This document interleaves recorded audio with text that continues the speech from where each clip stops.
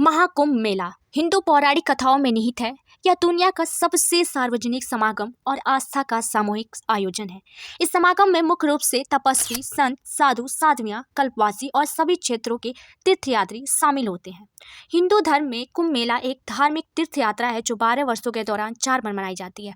कुंभ मेले का भौगोलिक स्थान भारत के 4 स्थानों में फैला हुआ है। मेला स्थल 4 पवित्र नदियों पर स्थित है। हरिद्वार उत्तराखंड में गंगा तट पर, मध्य प्रदेश के उज्जैन में शिप्रा नदी के तट पर, नासिक महाराष्ट्र में गोदावरी तट पर, उत्तर प्रदेश के प्रयागराज में गंगा, यमुना और पौराणिक अदृश्य सरस्वती मेला और संगम। आज के आधुनिक इलाहाबाद में स्थित प्रयाग का बतौर तीर्थ हिंदुओं में एक महत्वपूर्ण स्थान है। परंपरागत तौर पर नदियों का मिलन बेहद पवित्र माना जाता है, लेकिन संगम का मिलन बेहद महत्वपूर्ण माना गया है क्योंकि यहाँ गंगा, यमुना और सरस्वती का अद्भुत मिलन होता है।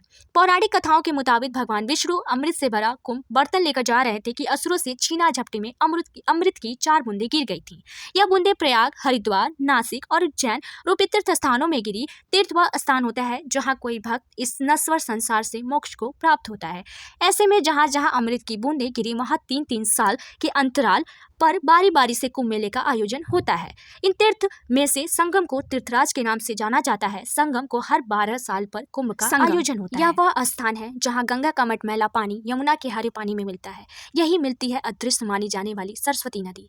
वैसे तो यह अदृश्य नदी है, पर माना जाता है कि यह भूगर्भ में बहती है। संगम सिविल लाइन से 7 किलोमीटर पर पड़ता है। इसे अकबर के किले के पटकोटे से भी देखा जा सकता है।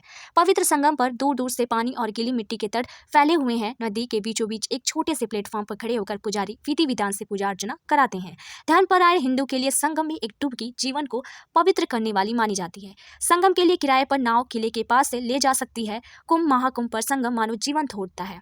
देश विदेश से श्रद्धालु यहाँ आते हैं और इसकी रौनक को बढ़ाते हैं। 13 जनवरी से शुरू होकर ये मेला 26 जनवरी तक चलेगा। इससे पहले 2013 में प्रयागराज में महाकुंभ लगा था। कुंभ नगर जिला 6000 हेक्टेयर में बसेगा। 4000 हेक्टेयर क्षेत्रफल में मेला होगा और 1900 हेक्टेयर क्षेत्रफल में पार्किंग बनाई जाएगी।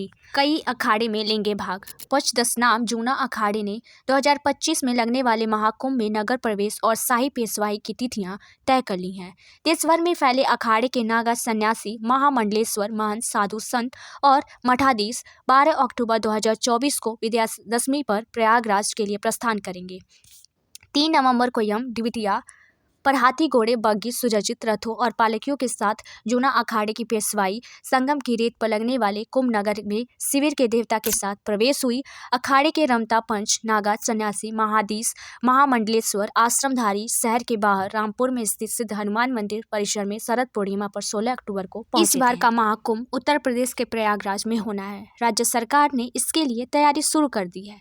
इस बार के कुंभ मेला में 10 करोड़ से ज़्यादा श्रद्धालुओं के भाग लेने की उम्मीद है। शाही स्नान के दिन करोड़ों लोग प्रयागराज में डुबकी लगाएंगे। कुंभ मेला भारतीय और धर्म का एक अभूतपूर्व आयोजन है जिसकी जड़ें समुद्र मंथन की प्राचीन कथा में है। इस पौराणिक कथा के अनुसार देवताओं और असुरों ने मिलकर समुद्र मंथन किया ताकि अमृत यानी अमृता प्रदान करने वाला अमृत प्राप्त किया जा सके।